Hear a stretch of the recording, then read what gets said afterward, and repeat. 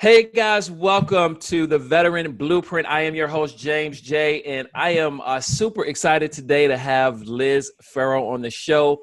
Now, Liz, I don't usually do this, but I have got to read your entire bio because it's a pretty amazing bio.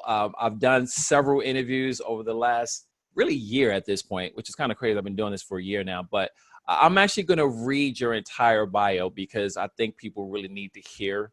I'm the first one you're reading. You are. Yay.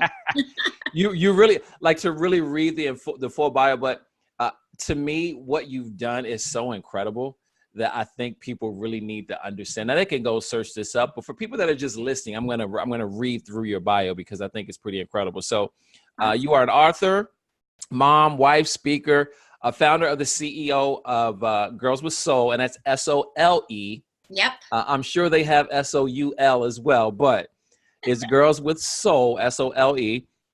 You have completed more than 70 marathons, 250K ultras, which we're going to talk about because I don't think people even know what that is. You've done 5 Ironman triathlons, several road races, and you also did the iconic Escape from Alcatraz triathlon in San Francisco, which we got to talk about that too. Yeah. Last summer. It's already been a year. I can't believe it. Wow. Yeah, you gotta talk about that a little more. You have completed a marathon in all 50 states, which is absolutely incredible. Been featured on NBC, Today Show, A Runner's World, tons of awards. I'm gonna end the intro there. How are you doing, Liz? I'm doing good. I feel tired. I feel sorry for your listeners that they had to listen to that. You know what? I think people need to know, like, you are incredible. And so I want to give people some context because we met at the triathlon. There was one here in Houston a few weeks ago, actually a month, like almost a month now, which is crazy. It's been that long. But anyway, you were there and we got to meet. My kids and her friends fell in love with you. They were my best friends. Literally.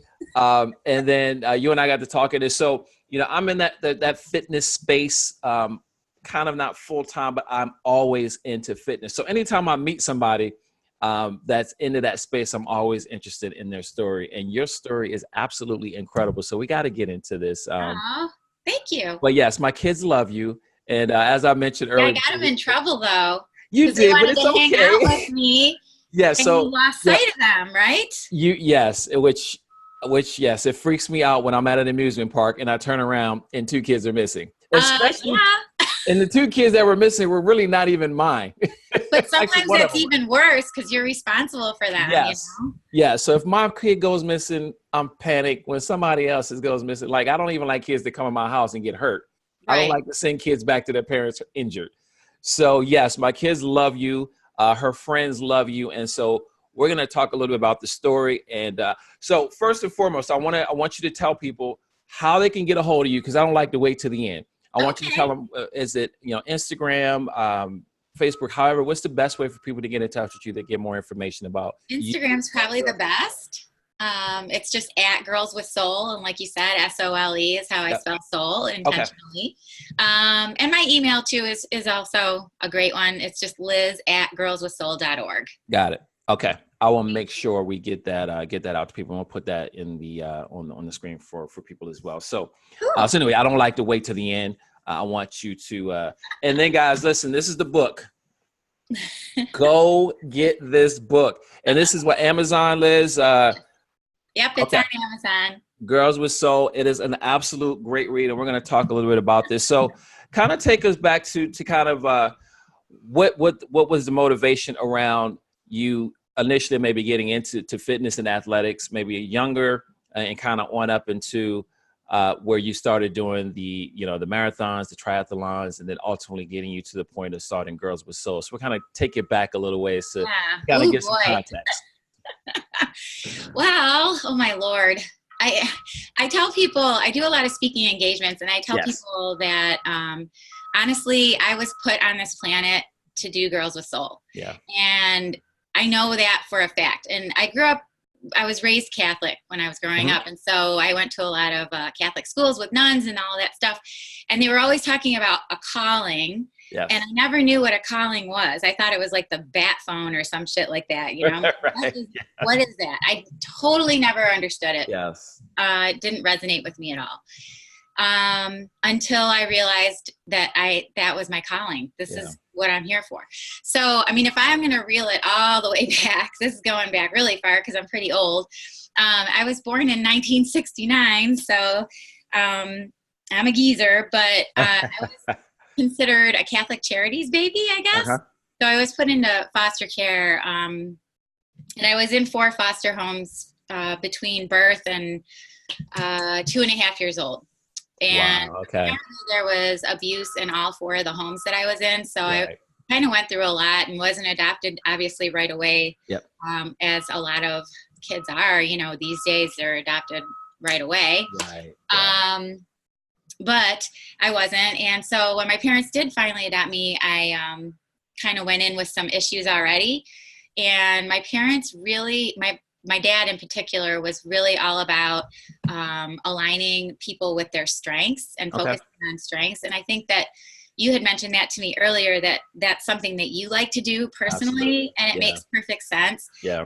And in essence, without even having discussed this, it's funny because that's what the new book is about too. It's really finding your passion, your strengths, self-awareness, and then building upon that, because that's how you gain courage and perseverance and optimism and all the things that you need to kick ass in life. Yep. And you let those passions spill out into all areas of your life, right?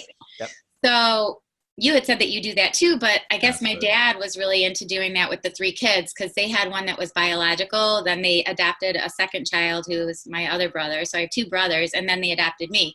So in all different cities. So instead of like collecting shot glasses or t-shirts, like, you know, I'm with stupid or some shit like that, they got a kid everywhere they went. I don't know. They're weird like that. So I guess the point of it is they noticed in me that I had a lot of energy, and some of it was kind of negative. You know, there was some bad mojo in there, and my dad wanted to burn me out. So he put me in every sport under the sun because he saw that I had an athletic tendency, and he was like, we're going to focus on athletics with this one. Yep. So in a way, he sort of started Girls with Soul, thank God, because I started to sort of build up a little bit of confidence and all that through, you know, every sport. Like I said, my dad had me in gymnastics. I was a competitive swimmer from 6 years old through college, obviously now in triathlon. I really use myself. I mean, you name it, I played it. Now, did you have a preference as far as sports goes back in, I guess, maybe high school? I know you said you did swimming. Were you really like good at swimming and running were my 2 things. Okay. I was on track, and I would have liked to do cross country, but it was at the same season as swim team, so I couldn't. But they definitely were my thing. And it's funny because I would try. We had a house in Lake Placid growing up. So I grew up in upstate New York. Right. So it was like a weekend house. A weekend house that's 7 hours away does not make sense to me, but whatever. That's neither here nor there. Yeah. That was my parents' choice. So I remember distinctly being at the house in Lake Placid and watching the Iron Man when it was first televised, way back in the first, like in the 80s when they did the first ones. And I was like, dude, I'm totally doing that. I said this to my dad, and he's like, okay. Like, and this is what age? At what age is this? I was like 12, I think, or 11. Wow. And you wanted to do a triathlon. That woman just shit her pants. If that is so hard, it makes you shit your pants. I need to try that. And my dad just laughed, and he's like, yeah, okay, Liz. Like, oh, you know, just not discouraging me, but also like in his mind, like that wasn't even something and could accomplish, let alone his own daughter. So I was like, whatever. But here's the deal. So why did I get started into all the sports and everything? When I was 8 years old, my next door neighbor actually started sexually abusing me, and he was doing that on and off for about a year. And my dad didn't know about it. So all this time, he was the one that was like the rock in my life, and always believed in me and always told me I could do anything I wanted to put my mind to. My mom did find out about it because she read it in an assignment pad that I kept in my drawer. I would, you know, it's kind of Psych 101 that a kid will write stuff down or draw pictures or whatever if they got to get it out, right? So I had this assignment pad, and she read it while I was in school. I guess all good moms look through their kids' stuff while they're at school, right? I do it. Absolutely. I do too. Not so much anymore. My kids are old, but they're both adults. But anyway. Okay. Yeah, so she confronted me with it, and I knew she knew, and she just decided that we weren't going to tell anyone because she said that my dad would kill him. He was our next door neighbor, and that he would go to jail, and then it would be my fault that my dad was in jail. And so basically leaving me in my room, closed the door, walked out, never talked about it again. I'm 9 years old, and now I have to deal with that. And I have to deal with not just like, because I already had shame, you know, all the shame and the guilt that goes along with that initially. That's why I didn't tell anyone about it, because I knew I would be blamed. Because I was that kid that always got in trouble. I was just a fiery, crazy person, basically. Right. Well, that made me even more fiery and a little crazier. And I put my negative energy out there in like outbursts, or that would actually scare a Marine drill sergeant. I was there you go. Yeah. But the whole point of telling all of that part is if I hadn't had swimming, biking, and running to feel like I had a solace and a place to feel healthy and complete and normal and just get that energy out in a positive way, I, honest to God, would not be here right now, because I did go through some very dark times. And so I started Girls with Soul because I wanted to try to get girls who maybe would never put that connection together, that mind, body, soul connection together, and still only relying on the negative coping mechanisms like cutting and alcohol and drugs and all that stuff. They don't even know that this is something they can do, and that anyone can do it, and it'll take you far in life. Yeah. So you started Girls with Soul. When was it? When did you start it? 2009, at the height of the recession, when everybody was closing their doors. I'm like, okay, I'm going to start something new. That's what normal people do. Right. even more of a testament to your mindset and thinking, like, hey, me a bit. Yeah. You know what? I figured if I helped one kid and it fizzled and quote unquote failed, I still helped one kid, you know, and now it's 10 years later and we're in 3 different counties. I met you in Houston. I did a workshop in Houston at the Boys and Girls Country. It was amazing. They want me to come back, and clearly it has not fizzled. So we're still going. So in 2009, you started it, and you started this where you're at. You started where you live, right? Yes, in Cleveland, Ohio. And so you started. How did you what was kind of the launch like? Was it just was it like just a website that you launched to kind of get people, or was this something that you were just doing in the community initially, just to kind of start reaching out to people in the Cleveland area? Well, I knew I wanted it to be a nonprofit. So I got together a group of people. Initially, I just kind of threw a net out there and asked friends and people I knew in different arenas if they wanted to be on my board of directors. And then had some people who were sort of in the legal field help me with the, you know, obviously all the applications for 501(c)(3) and all of that stuff. So that was like my initial, and then I was like, okay, well, let's make some t-shirts and do some stuff for fundraising. And so we started selling t-shirts with the logo, which my son actually designed. He was only 10 years old at the time, and he drew the logo for Girls with Soul. It's been our logo ever since. Now he's almost 21 years old, and he's got a patent now on it in the U.S. Patent Department because we had to trademark it. Yeah. So I was gonna say, is he looking for royalties now? Yeah, no, he should. He's like embarrassed of it, I think. He's kind of like, he gets all shy about it. But anyway, right, yes. So I initially did that. I sent, sort of that ball rolling. Then I wrote sort of what I consider to be our curriculum. And it's just, basing what the programming is. So then I became sort of that person. Do you remember the old movies where the guy would like go down on the docks and he'd have a raincoat and he'd be like, you want to buy a watch?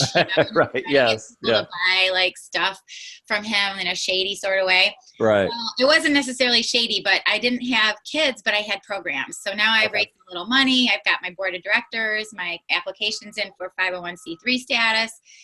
Now we need people to actually active in these programs. So I started going to different meetings that had, like coalitions for kids or residential treatment centers, different places where people get their renewal for their continuing education hours. And I was there like that dude with the raincoat, but I had brochures and I'm like, dude, I got programs and you need them. And after that, once I started my initial programs were in 2 or 3 different places that work with foster care children. One was also a charter school. And then there was another one that was a residential treatment center. And once I did that, it started just sort of like branching out like wildfire. And now it's the opposite. Like I'm still a one-person show for the most part. Right. Like, I don't have a staff or anything. So now they come to me. I don't have to go around with my raincoat. Right. But that is how it started. So a couple of things just unpacking, because this is great for veterans, anybody that just maybe wanting to like start a business. Like you had no clue. You just knew you wanted to do it. Mm-hmm. And you just started. So much passion and heart though. And if you don't have that, forget about it. Cause it's hard as hell. Yes. And that's with anything, right? It's really with anything. Your butt off. It's trying to find, and fortunately for you, were able to find that and at a time, or because I guess it's 10 years ago. So, but I try and tell people all the time, like, once you find what it is, like, it doesn't matter what the process is, just thinking about what the goal is and keeping that top of mind, and what has to happen in between, because you start putting yourself out there. And then things and you're going to get no's. And it's funny to me, the support that I garnered from people who I didn't even know. Right. Versus people I do know are the ones that you expect to be extremely supportive. And for some reason, they're the ones that are the naysayers. Like, who do you think you are kind of people, or, this isn't going to work. I had people that were in my direct circle, that were saying to me, literally, this is going to fail. Yes. Because no one's going to want to support it, number one. And nobody's going to want to be in it. Literally somebody said to me, who's going to want to be in the Abused Girls Club? Right. And I was just like, okay, if you don't get it, it's okay. Yeah. And the sad thing is, the people that are like closest to you, those are the ones that are usually the ones telling you, hey, that's not going to work, or don't do it. And it's like, it's crazy. It's the closest ones to you. And you expect they're going to be the ones supporting you and being like, oh, this is going to be amazing. Right. And how can I help you? Yeah. No. A lot of times, it's not like that. So, but that's okay. That's where it comes in handy when you've been called crazy your entire life. Yes. It didn't even faze me. And this, like I said, I had so much heart and soul in this. Like, this literally saved my life. Yeah. And there are so many kids out there that I know are in survival mode. Yeah. They don't have anyone to show them this. All I have to do is show them, and it's not rocket science. Anybody can tap into it, put in a little bit of good effort and positive attitude, and you got it. So, in your book, so you talk about the superhero. Yeah. Like finding your inner superhero. So I want you to kind of talk about what you mean by that, and, how people can get their inner superhero to come out. Whether girls or boys, I know this is directed for girls, but I think the message can apply to anybody. It doesn't matter. The message resonates with anybody. So talk about the superhero, what you mean by that, and what people can kind of do to help themselves. I know you use fitness in a lot of ways to help people get that, because I had the same. And when I met you, I already knew that your connection with fitness and how that interacts with everything else in your life is such a huge impact, the fitness aspect of it. So talk a little about the superhero, and then how you kind of get people to connect the fitness aspect of that with your everyday life. Sure. Well, it's definitely translatable to men as well as women. Yes, absolutely. And I think it's actually even more powerful for a guy to actually pick up a book that says to learn from girl power. Yeah. Like, that makes you even better, right? Yeah, like, I agree. Yeah, absolutely. Improve from girl power. But I do have another book as well, and it's called Finish Line Feeling. And I think that they both kind of go hand in hand in terms of the superhero aspect, because any person, like, the way I look at it is, a lot of times when I was going through my darkest hours, I wanted someone to save me. I mean, there was like a point where, you feel that victimized feeling, and it can be very heavy. It's very difficult to overcome. But it's that same feeling that you get when you're out on a race course, or you're in a spin class, or you're just anywhere where you're feeling like you're second guessing your abilities, right? Because it hurts or it's difficult. Who likes that? Nobody, right? Nobody, that's right. But if you want to truly be a superhero, you have to save yourself. I mean, the cape is optional. You don't got to wear the cape. Yeah. But you need It's not a bad idea for some people. It's not a bad thing. You know, you want to sport that cape and rock it. That's totally cool. Yeah. But it's really important to remember that you can't wave two banners at once. And one banner is a victory banner and the other one is a victim banner. Right. And you got to pick one. And I'm always going to pick the victory banner. Yeah. So the first book is called Finish Line Feeling. And the way I look at that is the finish line isn't the end. It's the beginning of what's possible. So that really, truly is what being a superhero in my mind is, and using fitness and wellness to get there. Because power, if you use power with some of the kids, I have what I call the power principles, and I talk to them about what power means. And power is perseverance, optimism, wisdom, energy, and resilience. And all of those things, you have simple 5 basic things, right? They're not going to fall through the sky. You got to work to achieve them. Yeah. They will make you an extremely powerful person to overcome anything. So that could be sports. That could be a goal in life of starting a new business, whatever. And to be a superhero and make it one step further, you have to use all those skills and make sure that you know that no one can take them from you once you achieve them, especially in a physical sense. And that can go really far. Yeah. So and you get great responsibility with great power, right? Yes. No question about it. Yeah. And so, I'm a huge proponent of the fitness side of it. So anytime I'm doing any type of class, I always talk about the translation from what you're doing. And for me, and it's either a spin studio or if I'm doing the type of fitness class, taking that same energy and taking it outside the gym. Right. Yeah. I'm always talking about it. And so you embody that in every way, shape, and form with what you did. And so, these, we're going to come back to the book here in a second, but I wanted you to talk a little bit about, so the whole triathlon marathon, when did you start? When did you kind of do the first triathlon? I know you had that idea that you wanted to do it at 12. When I was a kid, start it? Oh my goodness. I think my first one, I was in my 20s. Okay. I lived in Germany for a year after college. And when I came back, I didn't have any job here as far as I was in my early 20s. Right. I knew I wanted to work in the fitness industry because that's my thing. So I taught aerobics while I was over in Germany and stuff. Okay. So I was like, well, I'll just get a job in a few gyms. Well, once you start at one, you end up teaching 9 classes a week in like 4 different places. Right. So that's kind of what I was doing for a little bit. And one of them was, I didn't realize it when I was starting there, was a kind of a big triathlon gym. So there was a lot of people there that, did that sort of thing.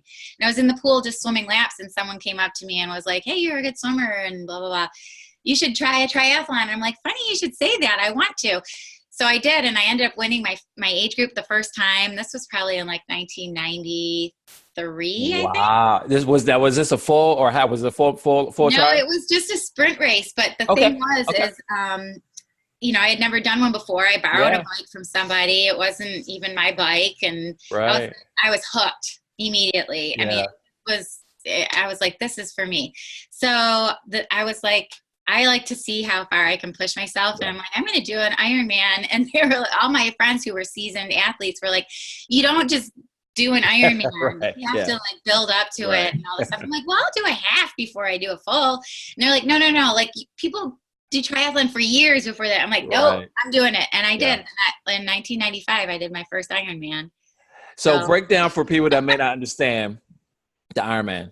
Break down what the swim is 2.4 miles, and then the bike is 112 miles, and then you run a marathon, 26 miles. Yeah.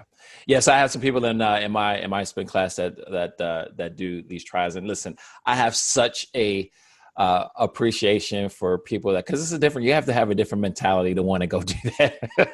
I was in the military. I guess you could say that's a little crazy, but doing a triathlon, it's just, I tell people all the time, it's just not on my list, but I respect people that do it. And you've done this on more than one occasion.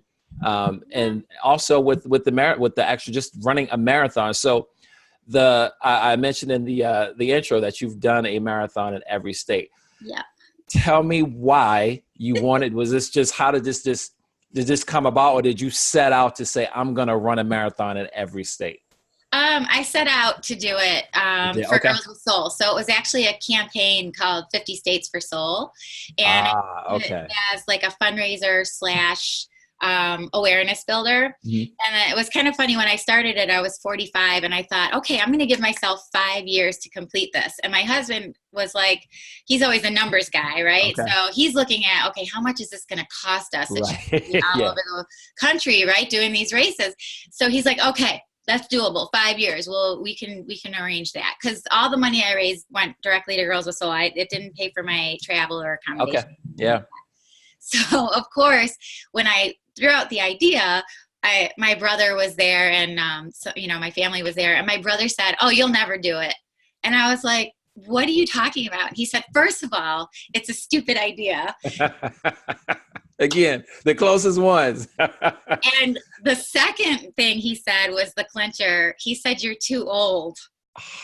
And I'm like, oh, hell no. Yeah, see, that just gets your juices flowing. And so, I want people to make sure they catch that. Yeah, I want people to make sure they caught that. Yeah. So I cut my time in half. I finished all 50 states in 2.5 years. My husband was not really. As a joke, he was angry, like joking with me. He was like, okay, you said 5 years. You finished it in 2.5 years. That's ridiculous. But so, yeah. And then I did the Great Wall of China. And now I'm going to be off to Africa, South Africa. So my goal now is to do all the continents in the world because I want the girls to see that nothing's impossible and you can run your world literally. That is so awesome. So let's back up to this 2.5 years versus 5. Oh, it's crazy. Yeah, because to me, I'm thinking about, 50 states. How many, walk us through that 2.5 years, because that's a lot. I mean, there's only 12 months in the year, Liz. So yeah, I piled them on and I just was like, literally, I was on a mission and I was not quitting. So some of the races I actually did back to back. They'll have series races where they offer it to other crazy people. I'm obviously not the only one in the world who does this. There's a ton of people who do these things and actually do more than me. So well, nonetheless, you guys are all the minority. Like, this is not normal.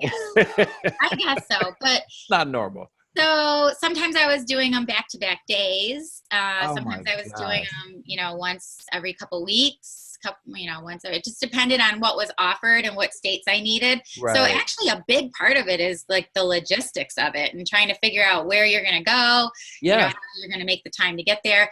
And I was also running Girls with Soul and had a family at home at the same time. So these weren't vacations for me. I literally would fly in, run, get on the plane, go home, or drive to whatever, was close enough to drive to. I would just drive.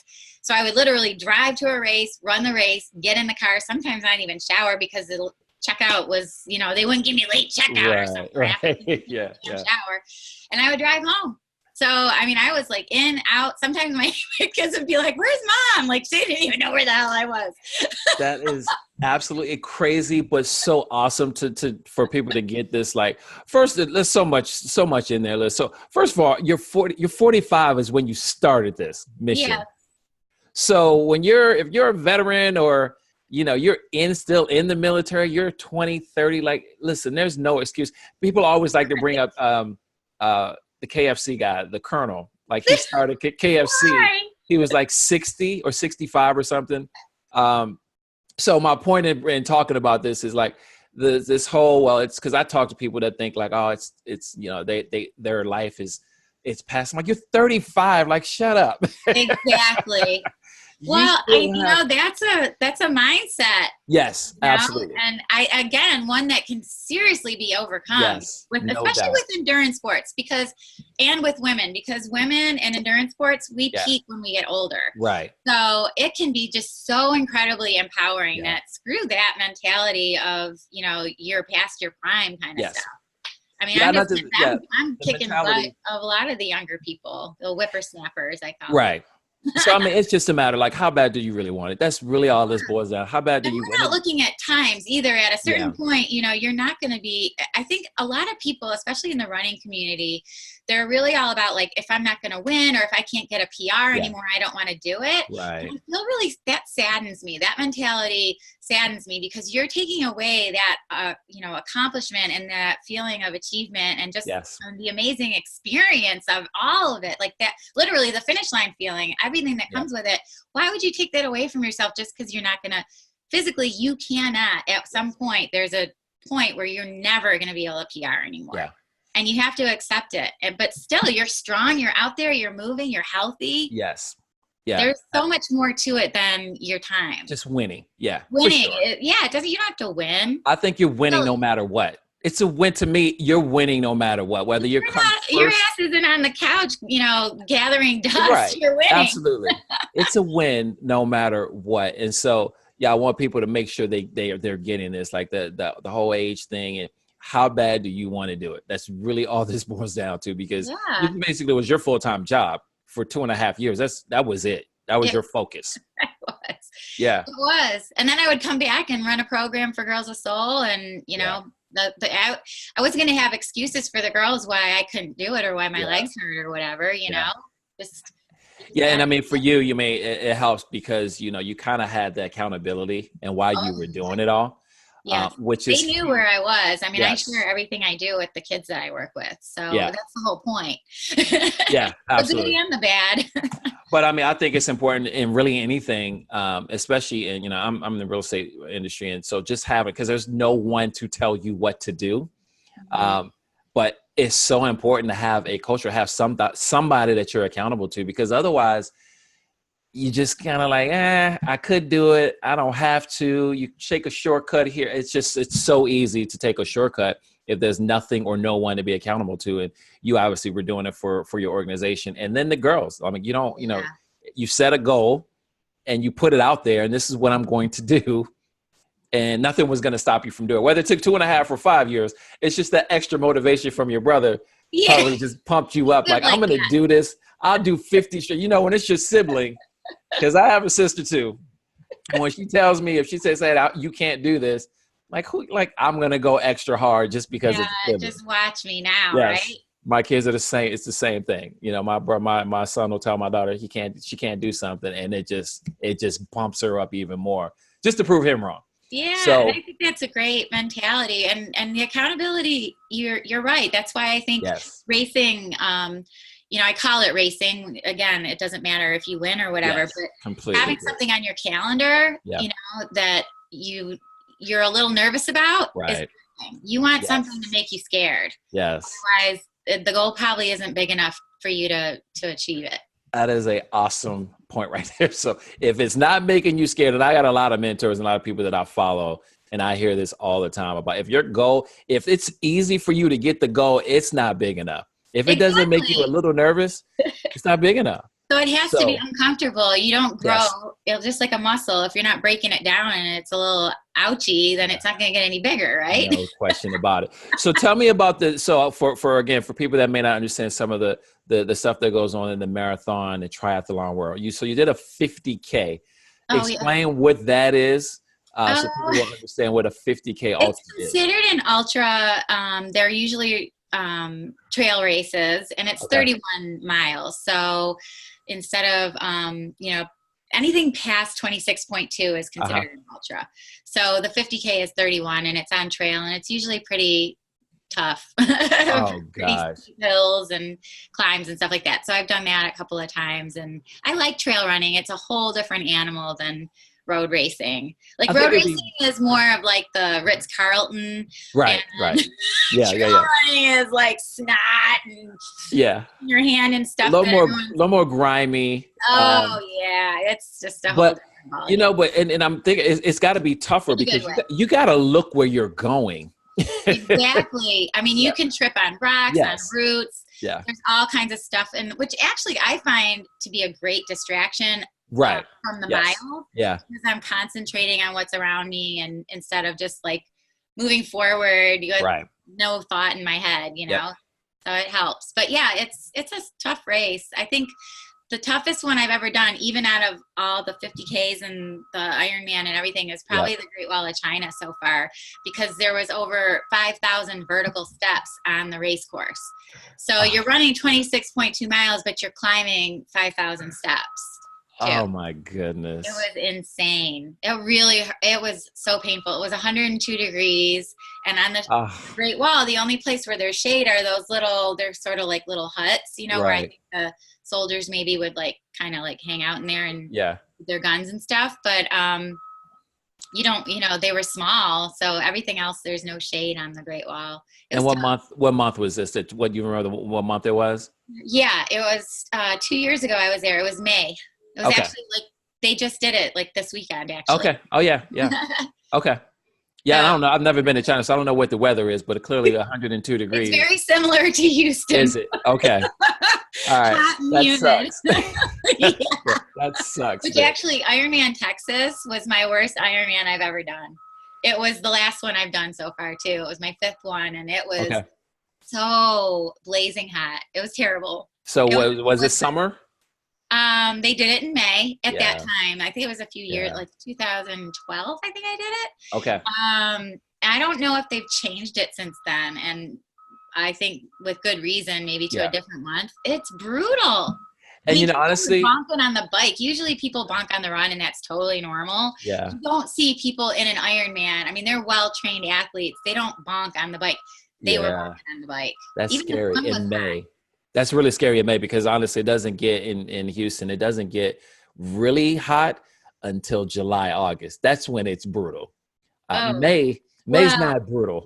Okay, let's put it this way. If you're a Cleveland girl, right? That's what I'm gonna say.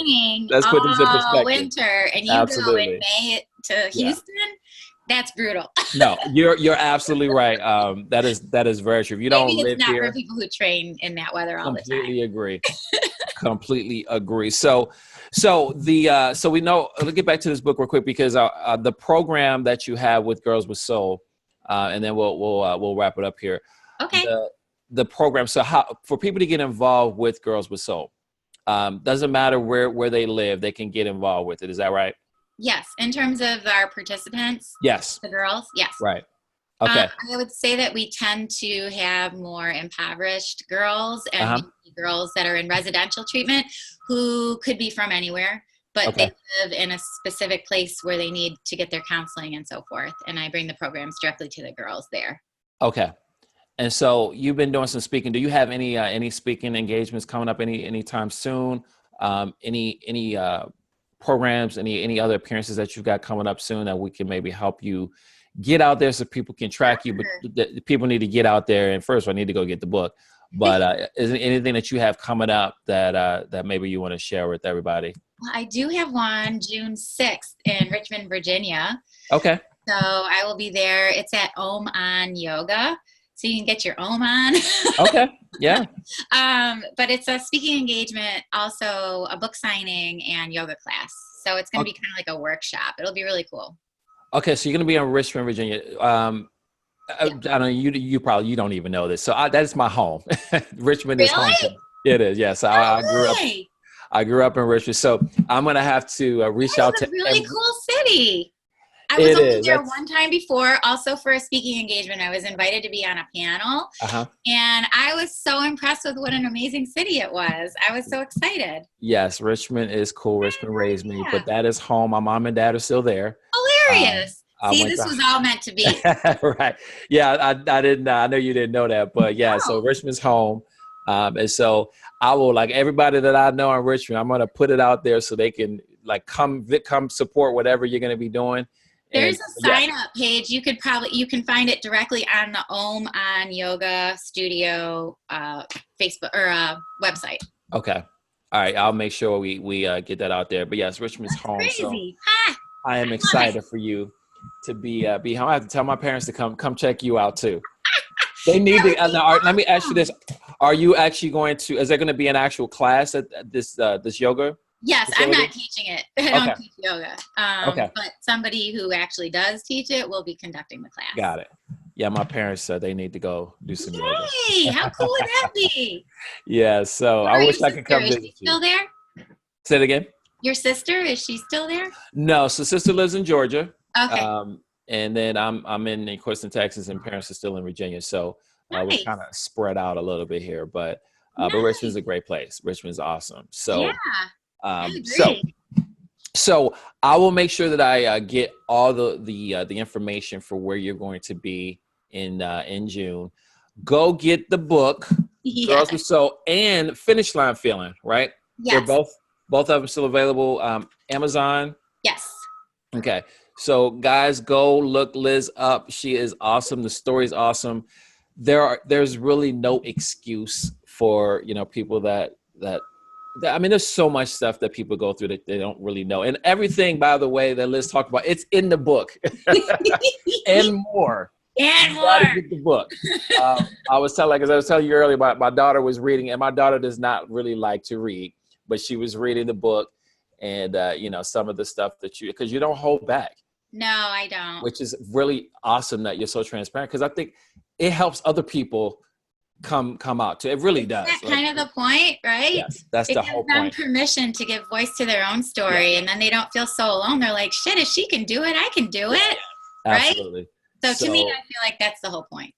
No, and you're doing great. So it is anything that I can help you with moving forward, I will do that. And like I said, I'll get all the information out there, put it out there, continue to support you. But go check Liz out, guys. Yeah. All right, Instagram, Girls with Soul. That is SOLE.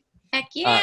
Check her out, follow her, support her, go get the book. And we're gonna have to do this again. So after when you said you have another is it a marathon that you're doing or a triathlon? Marathon in South Africa. When is that? When is that going to be? June 22nd. Okay, so we got to talk to you in July about how that went. Because if I don't get eaten by lions, it's called the Big Five, and the Big Five are the Big Five wild game, and so it's on a wildlife preserve. So we are going to be running literally with the wild animals. Oh my gosh. In your natural habitat, and there's a couple areas that are called lion country. If I'm hurting bad enough, I'll probably want them to get me. But oh my gosh, just come kill me now. Yeah, please. Yes, we got to have you back on to talk about that, because that is cool. I've never listened. You've kind of got me educated on something that I didn't even know about that existed. This is pretty cool. Yeah, there's people out there with tranq guns and stuff in case something gets crazy. They shoot the animals with a tranquilizer.